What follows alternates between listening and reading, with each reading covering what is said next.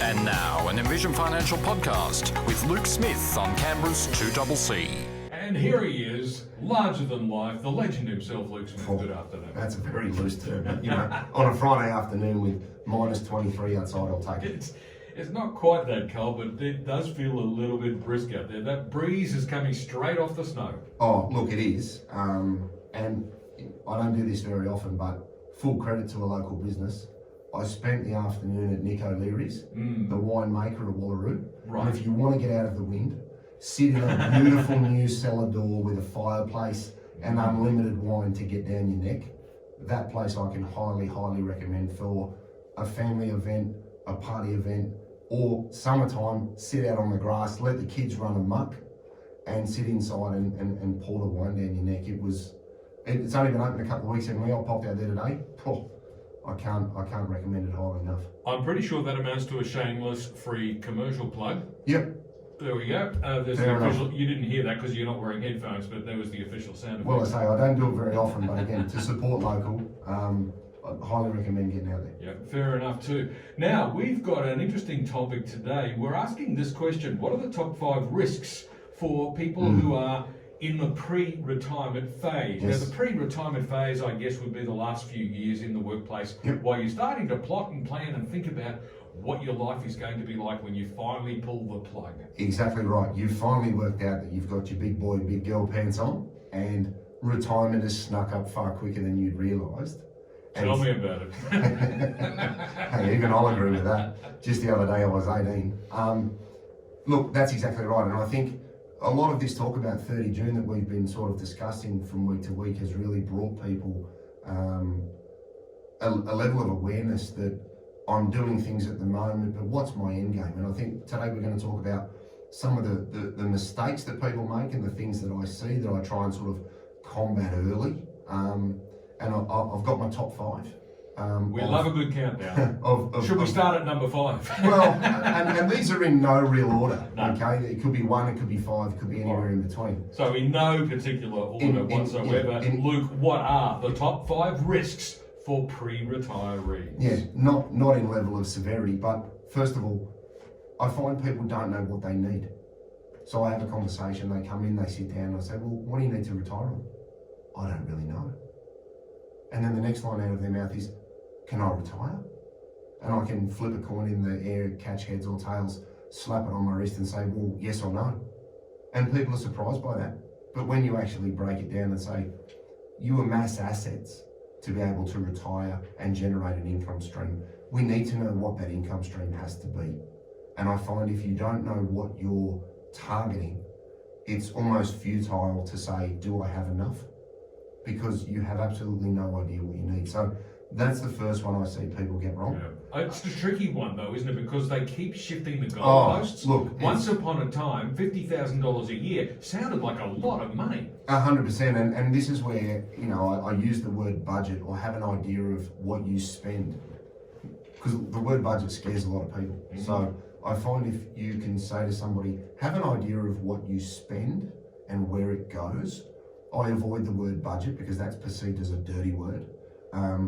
Budget is just a silly word for plan. Yeah, just know what you spend. That's really what you need to be aware of, because when you come and see someone like me and I say, what do we need to generate? If you can say to me, it's 50, 60, 70, 80, 100, 200, whatever you need, then we can talk realistically about, do I have the resources to do it? The second thing I think people struggle with or don't do enough of quickly enough is pay down non-deductible debt.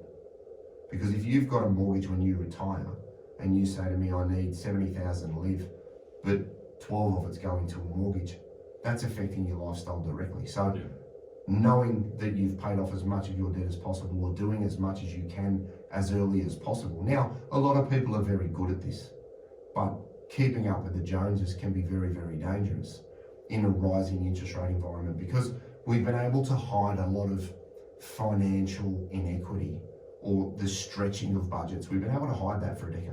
Yeah. Very cheap interest rates means you could carry a lot of debt with minimal payments. Now at 6%, people are starting to get exposed, and financially you're starting to see that people's eyes were bigger than their bellies.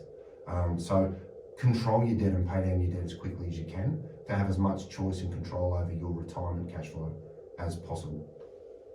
The next one is adult kids wanting money and loans. Now, I've got a very sort of strict view of this. Some people agree, some people won't. You don't gift your kids anything. If you do give them something, it's a loan and it's coming back. And that's from an asset protection perspective, but also from an expectation perspective. We don't need to give kids any more ribbons, right? The school system has given out far too many ribbons and told too many children that they're exceptional, they're amazing, you can be whatever you want to be, which I think in a way has twisted their perception of what's realistic. And they come into parents now and saying, oh, can I just borrow $300,000 to take out a bigger mortgage on my house? The answer there is no. Can you do it without me? And if you can't, you shouldn't be doing it. Now, I can say that as a parent because, one, I'm a parent, so I understand what that's like because I've got two little girls that want everything. And no is not a bad word. It's actually appropriate to avoid the destruction of your retirement. Because what a lot of mums and dads don't realise is if little Billy or little Jenny lose their job and can't pay their mortgage, it's the bank of mum and dad that then comes under duress, and mum and dad may not have the capacity to help them or replenish the money that they've lost from their super or their savings. So be very mindful of the potential risks there. Well, we've heard a lot about the bank of mum and dad in recent years, and there's a reason for that. Housing has become increasingly unaffordable and out of reach for many. Yep. The equation is a simple one. A couple of generations ago, you only needed 2.5 times annual average income to buy an average house. Now you need more like 10 or 12. Correct. Yeah. It is quite ridiculous. So we understand why mum and dad are tempted to help out if they can. But if you choose to, the best thing to do is make it a proper formalised loan arrangement and have it properly documented. 100%. You couldn't have said it better, because I don't let anybody gift anything. Yeah. It's a loan, it's formalised, it's written down, it's documented, there's a lawyer involved. Because if Billy and Jenny, Billy and Billy, Jenny and Jenny, whoever's married, ends up getting divorced 5 years down the road and it's not documented, partner and partner will fight over who gets half of something, and mum and dad miss out. So you need to document it to protect yourself, even from something that may be completely out of control of your particular child. So it's very important. And also the expectations. If you fuel this and you go, yeah, we'll give you whatever you need. Now, if you can give the kids the money and it doesn't affect your lifestyle, great, no problems. But for those that are pressured into or lent on or made to feel bad that you're a bad parent, my friends have done this, I see this all the time. I need to give my kids some money because, all of the friends have been given money and they're going to buy a house. Well, for everybody else's parents, that might be fine. For your particular situation, you may not have the capacity to do that. Now, we always want to as a parent, right? That's your job as a parent is to say yes when it is appropriate to do so. And in this instance, be mindful of that. And saying no is not a bad thing. So don't get yourself in a position where your retirement is jeopardised by your generosity to your children. Or to anybody else for that matter. Correct, exactly right. Because there are people that find themselves getting into trouble because maybe they've split up and they meet somebody new, and then that somebody new might be, they might sort of ask for a lot. They might be needy. Yeah, look, exactly. And I think this is where people need to stay in their lane. And I think over the next 12, 18 months, 2 years, this will become more and more prevalent because, as I said earlier, cheap money can hide a lot of decisions. Yeah. And rising interest rates makes things a lot more transparent. So just be mindful of that. We've only got through 3 risks so far. Well, let's wrap up the last couple very quickly. Get more money into super sooner rather than later. Do a little bit more, a little bit sooner. You don't have to put heaps in, but if you can be consistent over time, time is your friend. Don't leave it to the end because you can't get it all in at once.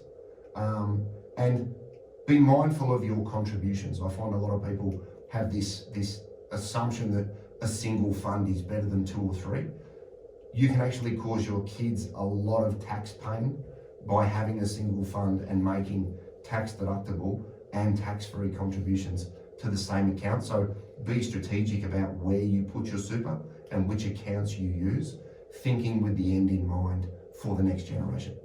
Wow. So that's a quick rundown of the top 5 risks. Top 5. Top 5 risks. We've almost used up all the time. In fact, what we'll do is we'll take a quick break. It's around about 12 minutes to 5 o'clock now, and Luke Smith from Envision Financial is with me talking about the top 5 risks for people that are in the final years of preparing for retirement. We'll be back with more in a moment.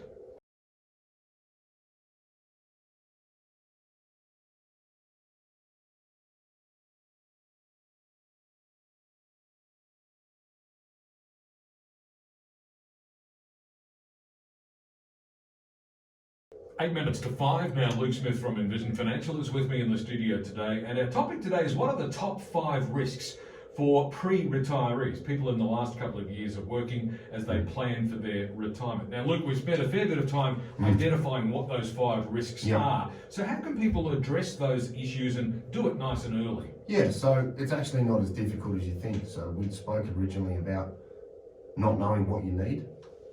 The flip side to that is have an understanding of where your money goes.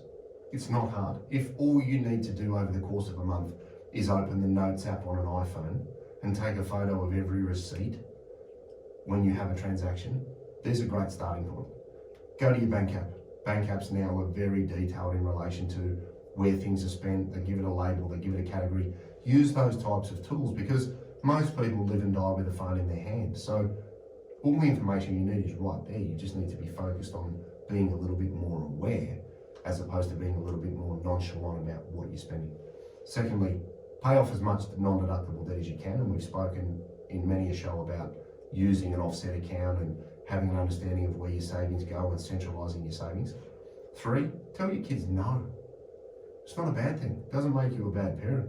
It just makes you realistic, and it actually lets you demonstrate the values that were probably passed on to you by your parents, because those last 2 generations were very wise, very sensible, and I think a lot of that sensibility has been diluted by social media and just social pressure to have more. So say no, or do your kids a deal.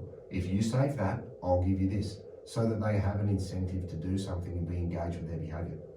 The next one is make as much as you can contribution-wise in your later years to superannuation. We've talked in previous shows about the catch-up concessional rules where you could put in $30, $40, $50, $60,000 for a contribution, but also try and get as close to $27,500 as you can. And last week we spoke about, do I salary sacrifice or do I use a personal deductible contribution? 2 very good ways with 2 different sort of philosophies to them to get money into super to minimise your tax but also bolster your retirement capital. And you've said you should also make sure you don't leave it too late in your working career to be able to do that. Because if you get to the end and you want to put a lot of money into a super fund, there will be obstacles. That's right. So let's say you sold a couple of investment properties or you downsized. You can only get 300 in each on the downsizer rules. You can only put in 330,000 in one go as a tax-free contribution, and that locks you out for 3 years. So you need to be adding in your last couple of years, from 55 to 60, I think you need to be really strategic. If you assume that 60 was an average exit date because you can quit and get your money, from 55 to 60, you need to be really strategic about the way that you save and where you direct your savings so that you have as much flexibility as possible, because everybody loves being able to quit at 60 and start a tax-free pension. Now that doesn't preclude you from going back to work. You can definitely do that, but everybody loves the word tax-free and you should take advantage of that because super is the most tax-effective vehicle out there. And finally, of course, the fifth of the 5 risks we were talking about was making sure you're putting your contributions in the best possible place. Exactly. So what I'm saying here is don't just assume that having one fund is cheaper than having 2. Because if you have sold assets or you have money you've already paid tax on, if you put that into super and that gets paid to your adult children later in life, that comes out tax-free. If you put a deductible contribution into a super fund and you pass and you have non-dependent children, your children will incur tax of 17%. So understand the type of contribution you're making and also where that contribution is going, because if you can avoid it, you don't want to muddy them into the same fund because you're diluting strategic considerations that somebody like me can help you with that you may not even be aware of. So just think about where you're putting it, and the assumption of one fund's cheaper than 2 is just silly. So the key things to remember are have a target for whatever income stream it is you think you need for retirement. Exactly. And then go for it. I know this is your favourite one. Tell the kids no, because it's in their own best interests. Correct. But if you decide to tell the kids yes, make sure you make it all official and do 100%. the paperwork. 100%. Maximise contributions early. The sooner you do it, the better. Use the legislation in your favour, like the downsizer and so forth. Correct. And pay off any debt you have as quickly as possible. Yeah, the non-deductible stuff should be hammered with everything you've got, and then work out from there what you need to live on. So, Luke, where can listeners get more information? Yeah, so 6260-4749. We've got envisionfinancial.com.au. It's Envision with an E. We've got the podcast, The Strategy Stacker, Luke Talks Money, on iTunes and Spotify. We've got, as my daughter says, the TikToker, TikTok handle, The Strategy Stacker, where we have a couple of clips there, short and concise. And this is all in Smart Money Strategy, your ultimate guide to financial planning, which was the book that we dropped in March, that's available at all good bookstores and online with Amazon and Booktopia. Fantastic. Thanks very much. See you next week. Luke Smith from Envision Financial, and Luke will be back in the studio once again at the same time next Friday afternoon with more financial matters. It's around about 2 minutes to 5. News is next.